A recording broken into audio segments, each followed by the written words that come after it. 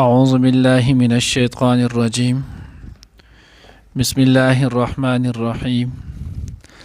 يا أيها الذين آمنوا استجيبوا لله وللرسول إذا دعاكم لما يحييكم واعلموا أن الله يحول بين المرء وقلبه وأنه إليه تحشرون واتقوا فتنة لا تصيبن الذين ظلموا منكم خاصة واعلموا أن الله شديد العقاب. نننی درس کی با انشاءاللہ العزیز سورة انفال پارہ نمبر 9 رکو نمبر 3 آیات نمبر 24 و 25 دو آیاتونه چې نو هغه دا ویلی کیږي.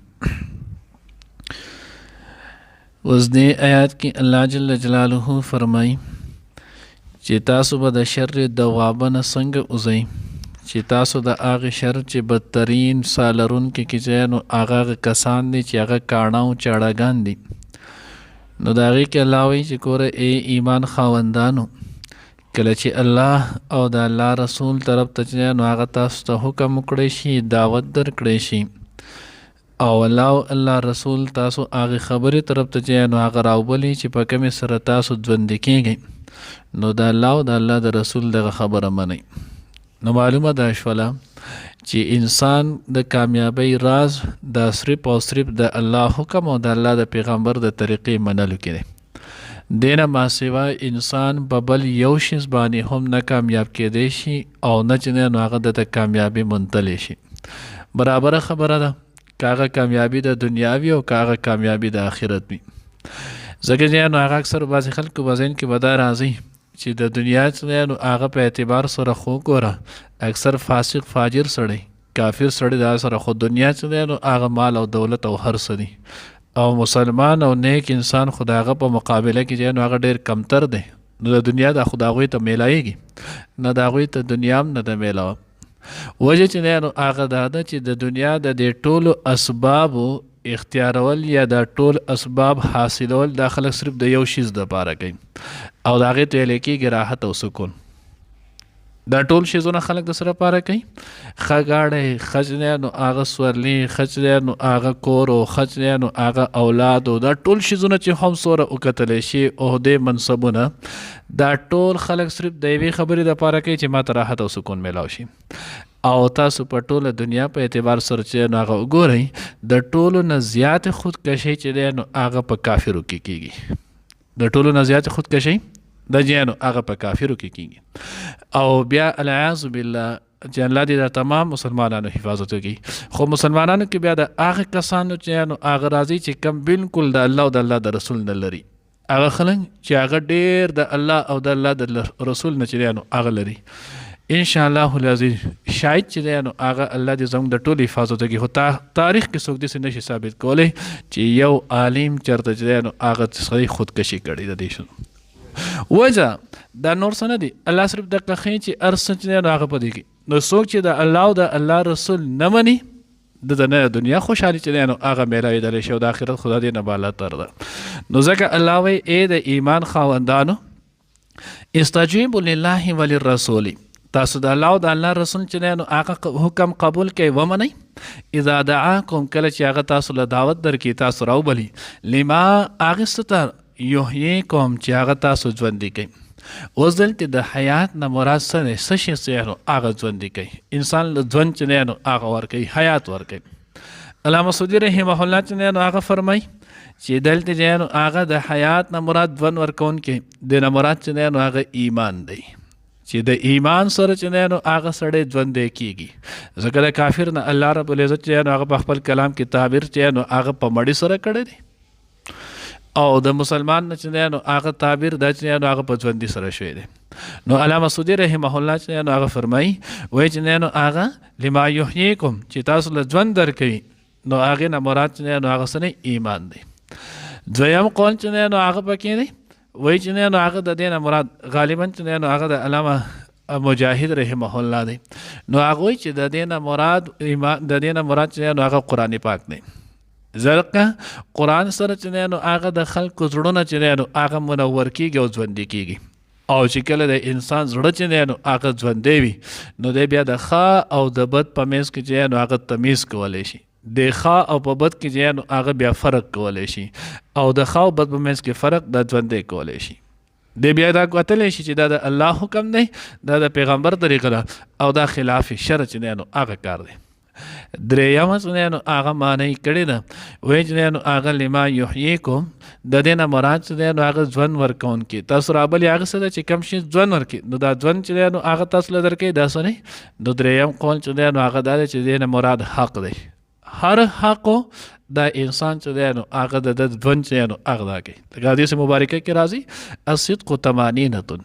رښتیا چې دی نو هغې کې اطمینان دی، ته به هر وخت چې نو هغه پرسکون دی.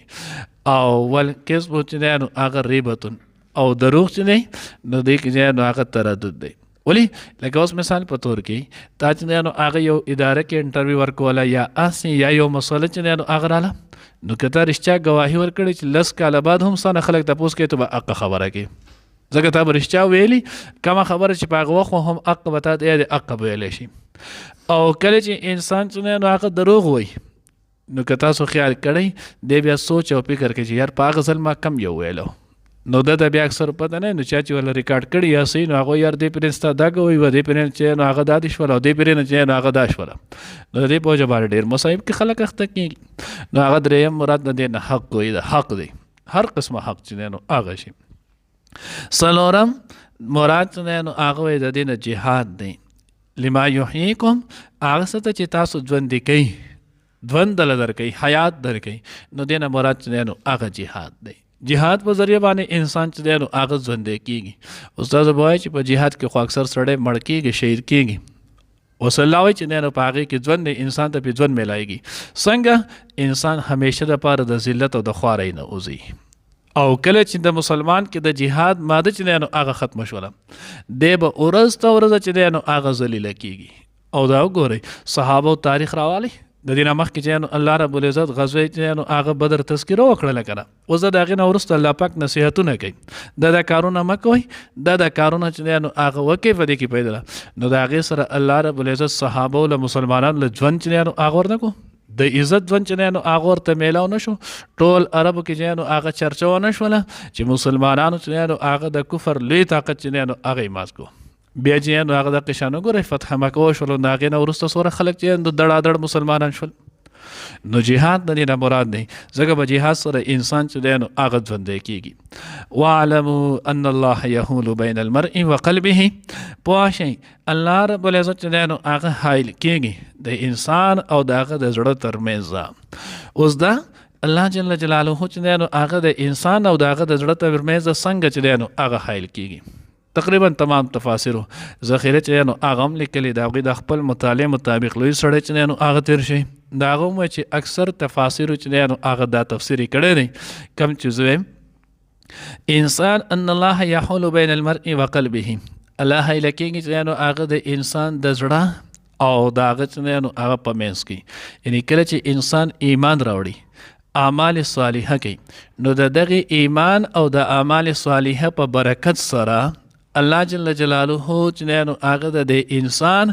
او د کفر چې نو هغه په منځ کې چې نو حایل شي.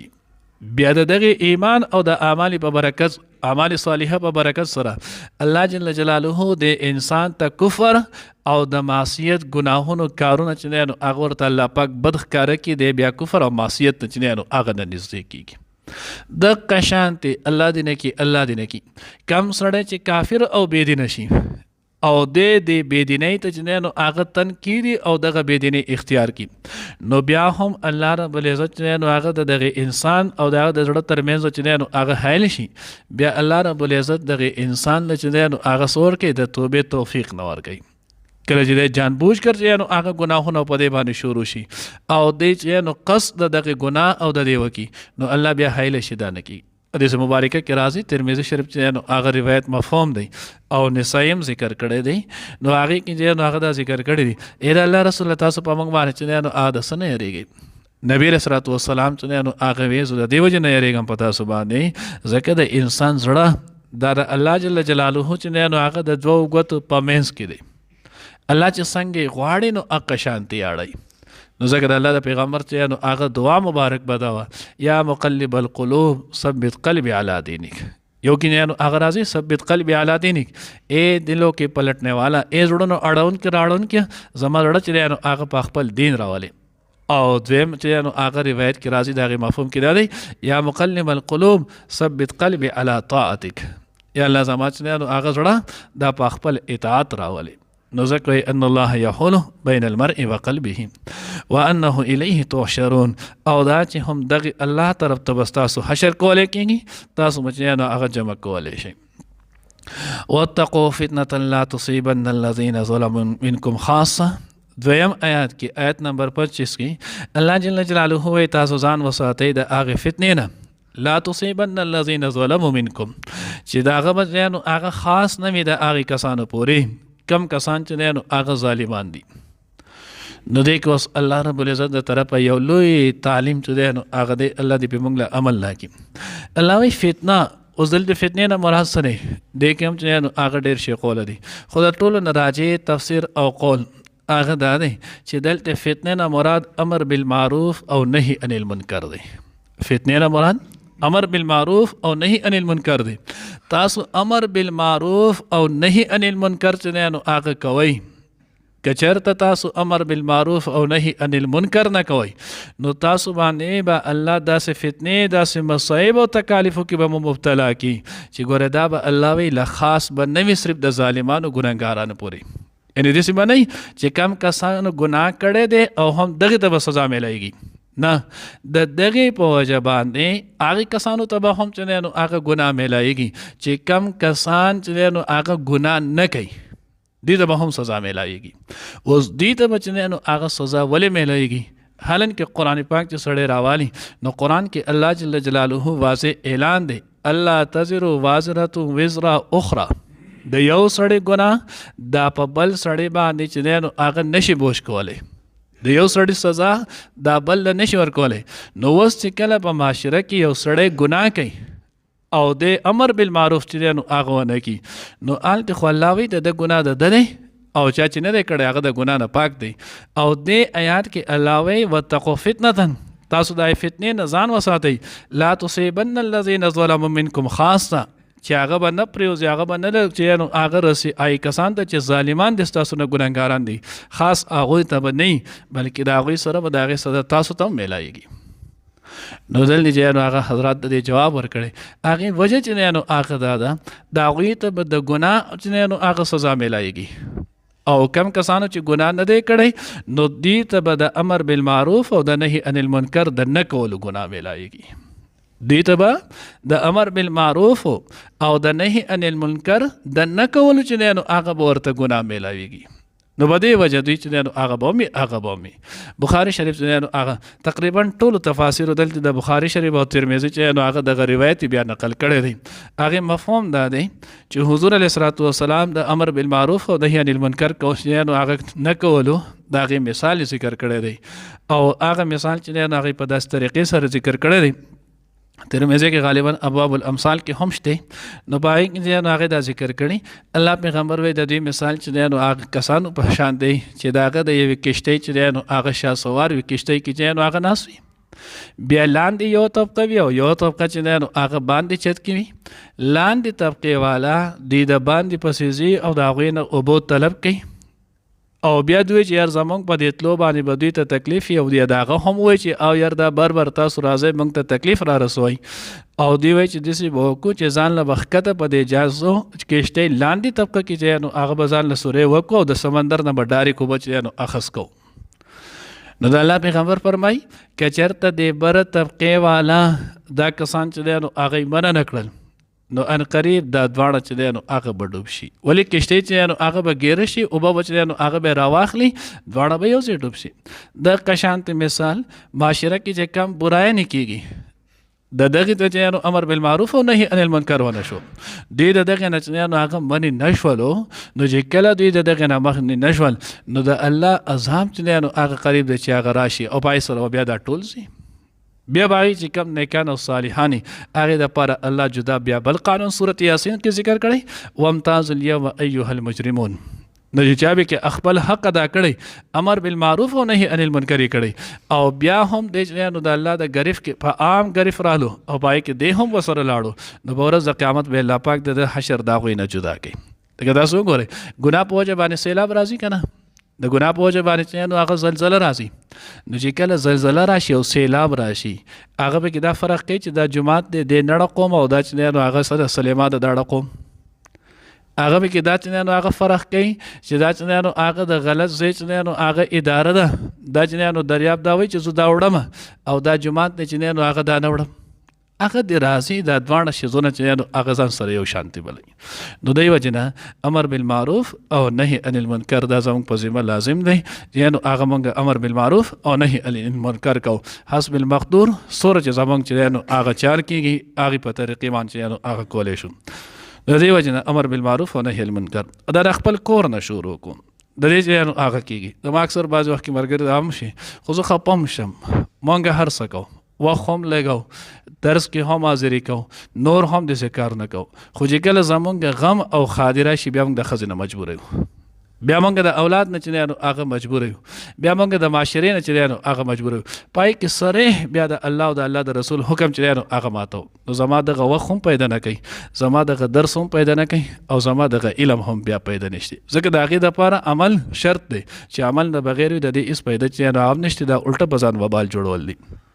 الله دې هغې نه موږ وساتي. واعلموا ان الله شدید العقاب پوه شئ الله رب العزت چې نو هغه سره سخت عذاب ورکوونکی دی. الله دې موږ د خپل عذاب نه محفوظ او مانونکي. یا ایها الذین آمنوا ای د ایمان خاوندانو استجیبوا لله ولرسوله حکم منئ د الله او د رسولو وللرسول او د رسول اذا دعاکم کله چې راوبلې تاسو لما هغه څه ته یعنې هغه دین طرف ته یحییکم چې تاسو ژوندي کوي وعلموا پوه شئ ان الله چې بېشک الله پاک یحول حایل کیږي بین المرء په منځ د بنده و قلبه او د زړه کې وانه او دا چې الیه هم هغه الله طرف ته تحشرون تاسو به جمع کولی شئ